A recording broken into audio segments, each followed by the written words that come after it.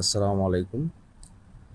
সেনাবাহিনীর প্রধান গতকালকে কথায় কথায় একটা কথা বলছিলেন বারবার। কথাটা হয়তো অতটা গুরুত্বপূর্ণ না, বাট আমার কাছে খুব গুরুত্বপূর্ণ এবং ক্রিটিক্যাল মনে হচ্ছে। জানি না, হয়তো সন্দেহবশত মনে হচ্ছে।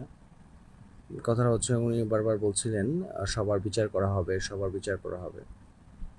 আহ, সবার বিচার করা হবে বলতে উনি কেন বিচার করবেন বা উনি এই কথাটা কেন বলবেন? ওনার থেকে আমরা বিচার আশা করি না। উনি এক সেকেন্ডও থাকুক সেটা চাই না, সোজা কথা। যত দ্রুত সম্ভব উনি অন্তর্বর্তীকালীন সরকারকে ক্ষমতা হস্তান্তর করে নেমে যাবেন। বিচার যারা করার তারা করবেন। ওনাকে বিচার দায়িত্ব কেউ দেয়নি এবং ওনার থেকে বিচার আমরা আশা করছি না। এক, আর দয়া করে যারা যারা বাংলাদেশের প্রত্যেকটা গুরুত্বপূর্ণ স্থানে আন্দোলনরত অবস্থায় আছেন বা রাজপথে আছেন, যারা আম, যারা যে যেখানে আছেন, দয়া করে কেউ কোনো ধরনের সহিংসতা, হামলা, দাঙ্গা, হাঙ্গামা এগুলো করবেন না। প্লিজ দয়া করে আপনাদের ক্ষমতা দেখান।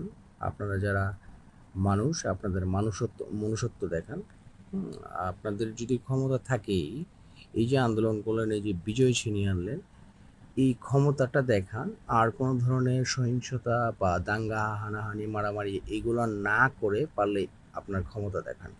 আর যদি আপনি হানাহানি, মারামারি, সহিংসতা এগুলো করেন, তাহলে আপনি মানুষ না, আপনি অমানুষ। আপনারা যদি বাংলাদেশের মানুষ হয়ে থাকেন, এ দেশকে ভালোবেসে থাকেন, তাহলে আর একটা সিঙ্গেল কোনো ধরনের কোনো মারামারি, কোনো সহিংসতা, কোনো ভাঙচুর, কোনো জায়গায় আগুন ধরানো, এই ধরনের কাজ থেকে বিরত থাকুন। দয়া করে এই ধরনের কোনো কাজ করবেন না। এটা আমাদের বিজয়ের স্বাদকে নষ্ট করবে।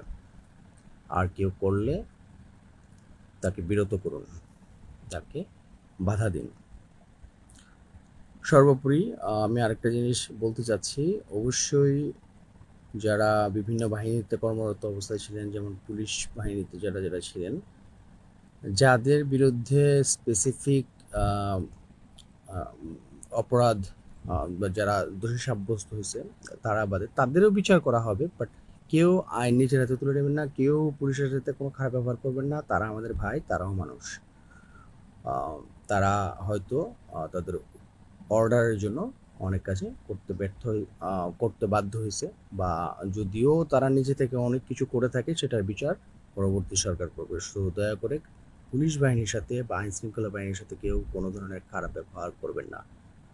এটাও একটা অমানসিক কাজ, এটা জানোয়ারের কাজ। আর শেষে আরেকটা জিনিস অ্যাড করে দিচ্ছি।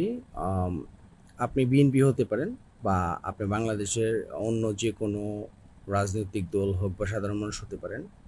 আওয়ামী লীগ এবং তার সাথে সংশ্লিষ্ট এতদিন ধরে যারা যারা ছিল, তারা আপনাকে অনেক কষ্ট হয়তো দিয়েছে।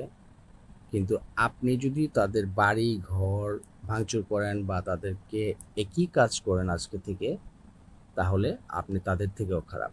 বি কেয়ারফুল, জানোয়ার হইয়েন না। তারা যা করছে করছে, জাস্ট ধৈর্য ধরেন। এটাই বিচার। তারা পালিয়ে গেছে, এটাই বিচার। দয়া করে কেউ কাউকে মারবেন না। মনে রাখবেন, আপনিও মানুষ, আপনি যাকে মারবেন সেও মানুষ।